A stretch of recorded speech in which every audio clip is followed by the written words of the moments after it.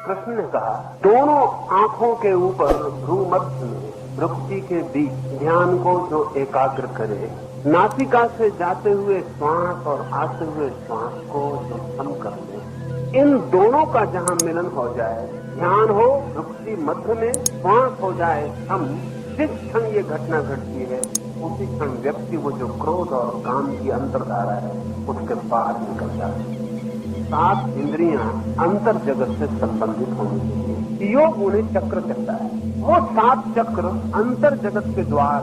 कृष्ण ने उनमें से सबसे महत्वपूर्ण चक्र जो अर्जुन के लिए सर्वाधिक महत्वपूर्ण हो सकता था, उसकी बात इस सूत्र में कही कहा है कि दोनों आंखों के मध्य में, माथे के बीच में ध्यान को केंद्रित कर। माथे के बीच में जो चक्र है, योग की दृष्टि से, योग के नामानुसार उसका नाम है आज्ञा। वो संकल्प का और विल का केंद्र है।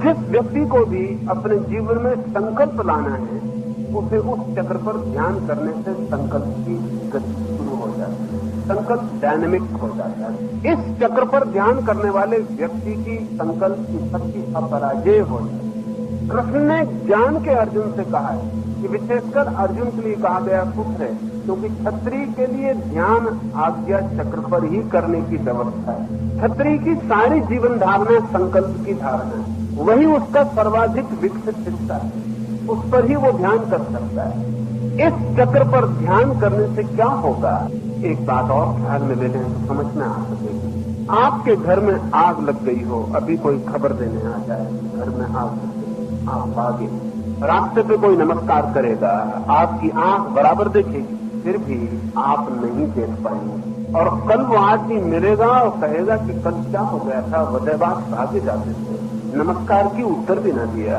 आप कहेंगे मुझे कुछ होश नहीं, मैं देख नहीं पाया। वो आदमी कहेगा आंख आपकी बिल्कुल मुझे देख रही थी। आप कहेंगे जरूर आप आंख के सामने रहे होंगे, लेकिन मेरा ध्यान आंख पर नहीं था।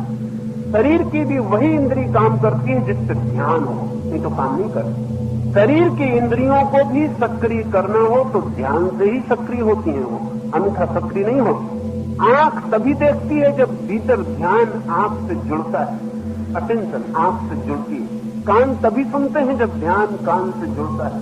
शरीर की इंद्रियां भी ध्यान के बिना चेतना तक खबर नहीं पहुंचा पाती।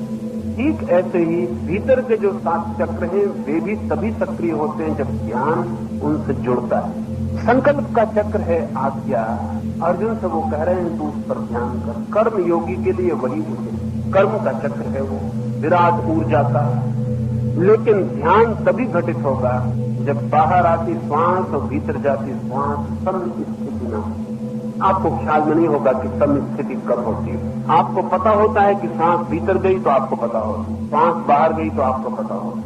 लेकिन एक क्षण ऐसा आता है जब सांस भीतर होती है, बाहर नहीं जा रही, एक गैप का क्षण। एक क्षण ऐसा भी होता है जब सांस बाहर चली गई और अभी भीतर नहीं आ रही, एक छोटा सा अंतराल। उस अंतराल में चेतना बिल्कुल ठहरी हुई होती।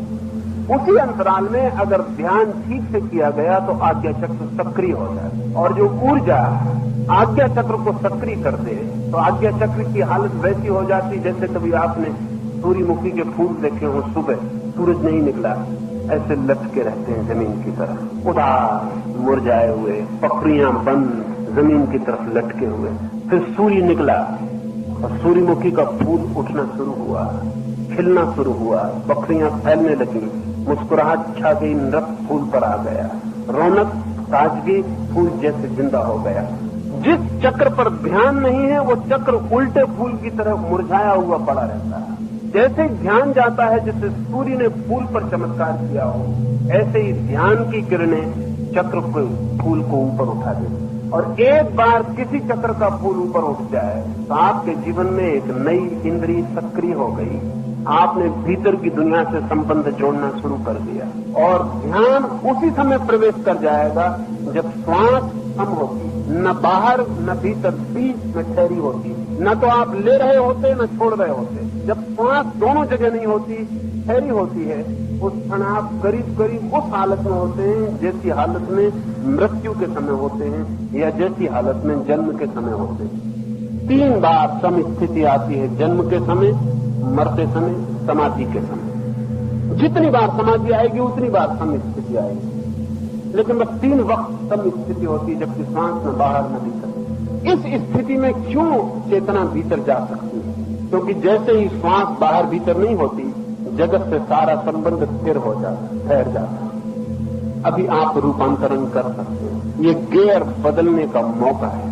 न्यूट्रल में पहुंच गया गियर। आप गाड़ी चलाते हैं तो आप सीधे एक गियर से दूसरे गियर में नहीं बदल सकते, न्यूट्रल में डाल देते हैं गियर को पहले, फिर दूसरे गियर में बदलते हैं। अगर श्वास को आप गियर समझे, भीतर जाती श्वास जीवन की श्वास है, बाहर जाती श्वास मृत्यु की श्वास है।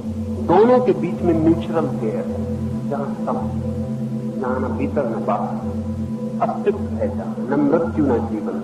उसी क्षण में आपका रूपांतरण होता है। इसलिए कृष्ण 2 बातों पर जोर देते हैं, श्वास हो सम अर्जुन, और ध्यान तेरा भ्रू मध्य पर आज्ञा चक्र पर हो, तो फूल ऊपर उठ जाएगा, चक्र खुल जाएगा। और जैसे ही वो चक्र खुलेगा, वैसे ही तू अचानक पाएगा कि वो सारी शक्ति जो पहले काम बनती थी, क्रोध बनती थी, वो सारी की सारी शक्ति आज्ञा चक्र पी गया। वो सारी शक्ति संकल्प बन गई। इसीलिए इस चक्र को आज्ञा चक्र नाम दिया गया कि जिस व्यक्ति का इस चक्र पर कब्जा हो जाता है, उसकी इंद्रियां उसकी आज्ञा मानने लगती है, और जिस व्यक्ति का इस चक्र पर अधिकार नहीं है, उसे अपनी इंद्रियों की आज्ञा माननी पड़ती है। ये बहुत वैज्ञानिक सूत्र है, समझने का कम, करने का ज्यादा, प्रयोग से उतरने का ज्यादा। इसे थोड़ा प्रयोग करेंगे